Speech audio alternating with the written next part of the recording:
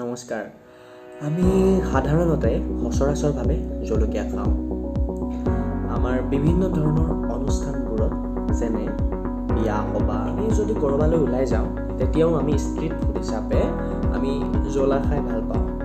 কিন্তু আমি কেতিয়াবা এনেই ভাবি চাইছোঁ জলকীয়া কিয় জ্বলা হয় বা জ্বলা কিয় হয়।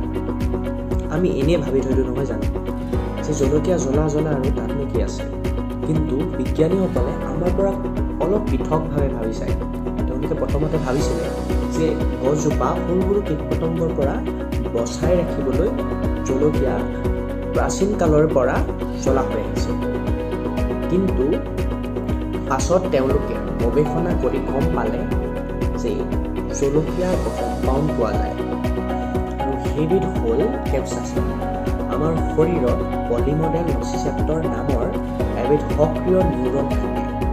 যেতিয়া কেপচাইচিন সক্ৰিয় নিউৰনবিধৰ সংস্পৰ্শত আহে তেতিয়াই আমি জ্বলা অনুভৱ কৰোঁ।